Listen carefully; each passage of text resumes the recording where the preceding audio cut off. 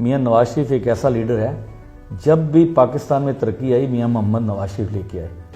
آپ ان کا پورا ٹینیور دیکھیں اور اس کو اٹھا کر دیکھیں، جتنی ڈیولپمنٹ پاکستان میں ہے وہ میاں محمد نواز شریف کی بدولت ہے۔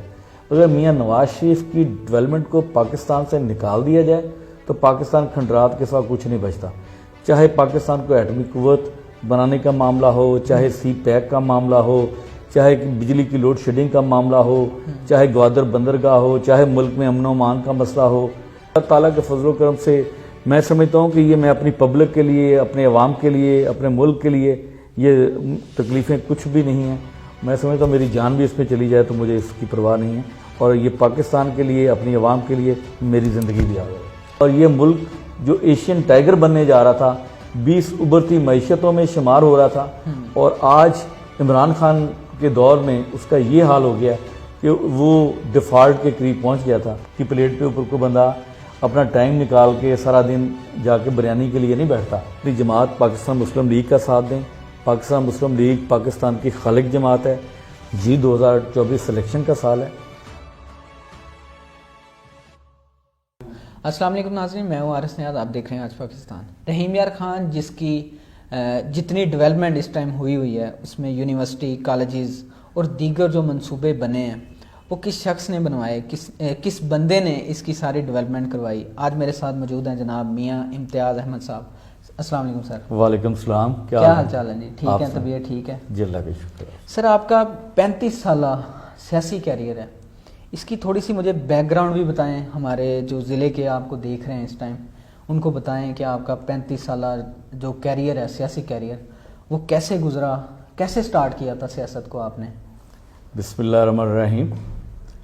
میں نے اپنی سیاست کا آغاز ڈسٹرکٹ کونسل رحیم یار خان میں as a member district council کیا تھا، اور میں جب پہلی دفعہ ڈسٹرکٹ کونسل کا الیکشن لڑا تھا تو سب سے زیادہ لیڈ ڈسٹرکٹ میں نے حاصل کی تھی، اور پھر 1993 میں ایم پی اے منتخب ہوا تھا پاکستان مسلم لیگ نون کے پلیٹ فارم سے۔ پھر میں 97 میں ایم پی اے منتخب ہوا، اور میں ایڈوائزر رہا میاں شہباز شریف صاحب کا، اور اس کے بعد پھر 2008 میں انڈیپینڈنٹ الیکشن میں نے کنٹیسٹ کیا تھا یہاں سے، اور اللہ کے فضل سے 2000 ووٹوں سے میں نے لوز کیا تھا۔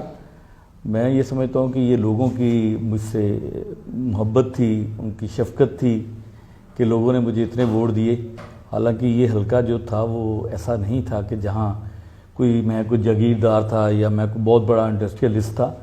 یہ لوگوں کی شفقت تھی، لوگوں کا پیار تھا، اور جس کی وجہ سے مجھے اتنے ووٹ لوگوں نے ڈالے۔ اور اس کے بعد پھر 2013 میں مجھے مسلم لیگ نون کے ٹکٹ پہ میں نے یہاں الیکشن کنٹیسٹ کیا، اور میں نے اپنے مد مقابل جاوید وڑائچ کو 55,000 ووٹوں کی لیڈ سے ہرایا تھا۔ اور پھر 2018 کا جب الیکشن آیا تو یہ ایک دھاندلی کی پیداوار یہ جو نمائندے تھے، اور یہ الیکشن 2018 کا میں الیکشن نہیں سمجھتا، اور اس الیکشن میں مجھ سے الیکشن چھینا گیا، اور اللہ کے فضل سے اس وقت بھی الیکشن میرا ہی تھا۔ اور ہم لوگوں کے پاس گئے تھے تو یہی کہتے تھے کہ ہم نے اپنے جو وعدے لوگوں سے کیے تھے وہ پورے کر کے آئے ہیں۔ ہماری جماعت نے بھی اسی میں کام کیا تھا پاکستان میں، تو جس کی وجہ سے جب ہم 18 کے الیکشن میں گئے تو ہماری جماعت کو جس طرح الیکشن ہرایا گیا وہ پوری قوم جانتی ہے، پورا پاکستان جانتا ہے۔ آر ٹی ایس سسٹم کو بند کر کے، اور پھر ہمیں رزلٹ نہیں دیے گئے، ہمارے پولنگ ایجنٹس باہر نکال دیے گئے، اور ایک عمران خان کو as a selected prime minister کے طور پہ پاکستان پر مسلط کر دیا گیا۔ تو یہ حالات ہیں جی میرے سیاسی کیریئر کے، اور انشاءاللہ اب الیکشن آ رہا ہے 2024 میں، تو اس میں انشاءاللہ پاکستان مسلم لیگ نون کا امیدوار ہوں قومی اسمبلی کا یہاں سے۔ آپ نے 35 سال جو سیاست ہے آپ کی، اس میں ایک ہی پارٹی کو رکھا یا پارٹیاں چینج بھی کی تھی؟ آپ نے جیسے بتایا نا کہ میں پہلے انڈیپینڈنٹ ایک الیکشن لڑا، اس کے بعد آپ نے کوئی اور پارٹی بھی چوز کی تھی، یا پھر صرف مسلم لیگ نون کو ہی آپ نے جو ہے نا کیا ہوا تھا اڈاپٹ؟ میری پارٹی مسلم لیگ نون ہی ہے، میں مسلم لیگ نون سے ہی میرا تعلق ہے۔ میں نے سیاست نون لیگ سے شروع کی تھی، اور جب 2008 کا میں نے بات کیا تو اس وقت ایک چھوٹا سا ایشو بنا تھا کہ میں نے پرویز مشرف والا وہ ایک ایسا ایشو بنا تھا جس کی وجہ سے ٹکٹ جو ہے میرا ایک ڈیسائیڈڈ تھا. وہ ٹکٹ جب میرے ساتھ ٹکٹ نہیں دیا گیا تو پھر میں نے انڈیپینڈنٹ الیکشن کنٹیسٹ یعنی کہ کیا. پارٹی کو نہیں چھوڑا؟ پارٹی میں نے نون لیگ ہی میری پارٹی ہے اور اسی میں ہوں. رحیم یار خان کی اتنی ماشاءاللہ ڈیولپمنٹ، ہم جب صادق آباد سے یہاں آتے ہیں تو ہمیں ایک الگ ہی ماحول ملتا ہے نا. تو یہ ساری ڈیولپمنٹ اور یونیورسٹی مختلف کالجز آپ نے بنوائے اور یہ بہت کم عرصے میں، مطلب کہ آپ نے 2000 میرے خیال سے 13 سے لے کر 18 کے درمیان یہ سارا کچھ ہوا، یا اس سے پہلے بھی پروسیس ہوتا ہوا گا، لیکن اتنی اچھی ڈیولپمنٹ، یہ سارا کچھ کیسے؟ یہ بس میں یہ سمجھتا ہوں کہ اس میں میری پارٹی کا بڑا کردار ہے، کیونکہ میاں شہباز شریف جو وزیر اعلیٰ تھے وہ مجھ پہ ان کی مہربانی ہے، ہمارے قائد میاں نواز شریف صاحب کی مہربانی ہے کہ ہم نے اتنی ڈیولپمنٹ یہاں کروائی. اور ہم نے یہاں پارکس، فیملی پارکس جو بنے ہیں شہر میں، وہ بھی اللہ کے فضل و کرم سے ریکارڈ ہیں. اور پھر یہاں آپ دیکھیں کہ جتنی ہم نے یہاں روڈز بنوائیں، یہاں سوئی گیس کے کام ہوئے، یہاں بجلی کے فیڈرز بنے، یہاں ٹرانسفارمرز لوگوں کے تبدیل ہوئے، یہاں گاؤں میں سینکڑوں دیہات میں نے بجلی لگائی. آپ نے جیسے بات کی کالجز کی، میں نے کوٹس مابا میں گرلز ڈگری کالج بنوایا، میں نے منٹھار میں گرلز ڈگری کالج بنوایا، باقی اسکولوں کی اپ گریڈیشن کی. اور آپ کے سامنے ہے کہ یہ جو ڈیولپمنٹ کی آپ نے بات کی ہے، یہ اللہ تعالیٰ کے فضل و کرم سے رحیم یار خان کی ایک ایک گلی جو ہے وہ یہ گواہی دیتی ہے کہ رحیم یار خان شہر جو ہے اس کی ڈیولپمنٹ میں امتیاز نے کروائی ہے. صحیح. تو پچھلے کچھ ایک منتھ پہلے میاں صاحب واپس آئے ہیں، تو ہم نے یہ بھی دیکھا کہ یہاں سے رحیم یار خان سے بہت بڑا قافلہ آپ کی قیادت میں گیا تھا. تو اس کی سارا میرے خیال سے رحیم یار خان کا ضلع کا سب سے بڑا قافلہ تھا. تو اس میں کتنے لوگ تھے تب بھی کسی کو نہیں پتہ چلا، تو میں نے کہا کویشچن آپ سے کرتے ہیں. جی، رحیم یار خان سے تقریباً کوئی 10,000 سے زائد لوگ ضلع رحیم یار خان سے اپنے قائد میاں نواز شریف کے استقبال کے لیے گئے تھے. اور رحیم یار خان میں اللہ کے فضل سے پورے ضلع سے میں جتنے بھی قافلے تھے ان ضلع میں سب سے بڑا قافلہ میرا تھا جو میں لے کے گیا تھا، اور ہزاروں کی تعداد میں لوگ ہمارے قافلے میں شامل تھے. تو میں یہ سمجھتا ہوں کہ وہ اپنے قائد کی محبت میں وہاں پہنچے تھے، اور انشاءاللہ تعالیٰ اب ہمارے قائد واپس آئے ہیں. تو اچھا، ایک اور چیز کہ وہ اکثر یہ ہم سنتے ہیں کہ نون لیگ والے جو ہے نا بریانی کی پلیٹ، یا پھر وہ آپ نے دیکھا تھا کہ وہ موٹر سائیکل والا بھی اس میں چلا تھا.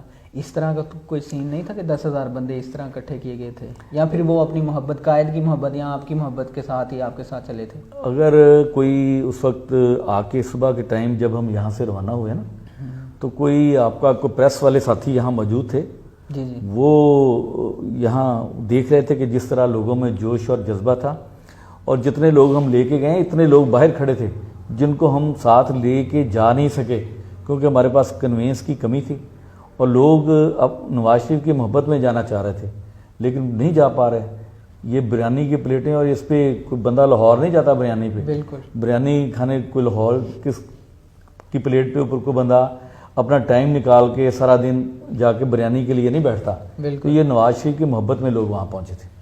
نواز شریف صاحب واپس آئے ہیں لندن سے تقریباً کافی عرصے بعد، تو ان کا آنا ملک کے لیے چینجنگ کا باعث بن سکتا ہے؟ جی، اس میں کوئی شک نہیں. میاں نواز شریف ایک ایسا لیڈر ہے، جب بھی پاکستان میں ترقی آئی میاں محمد نواز شریف لے کے آئے.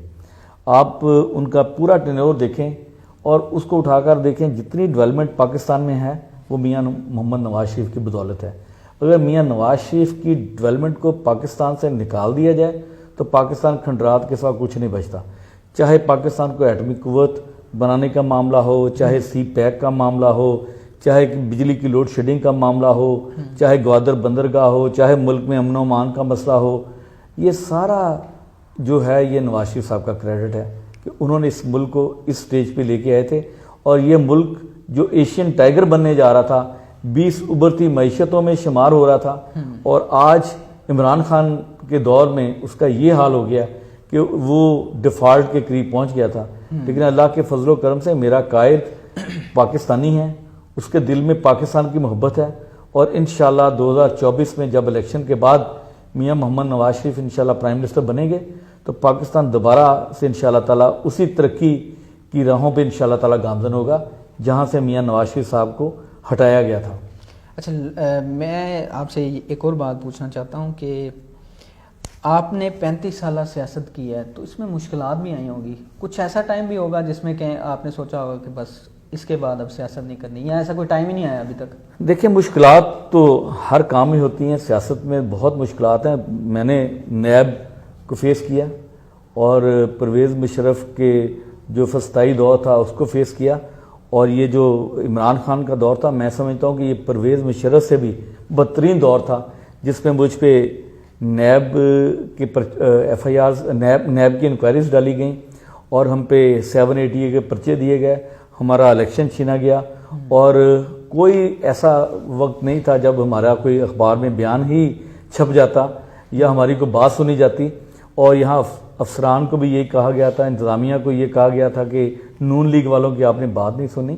تو یہ ٹائم تھے, لیکن میں کوئی ان حالات کو فیس کرنا جانتا ہوں. میں شروع سے ان مشکلات کا عادی ہوں. جب میں نے سیاست شروع کی تھی تو پہلا ٹائم بھی میرا اپوزیشن کا ہی تھا, اور اس وقت یہاں تحریک نجات چل رہی تھی.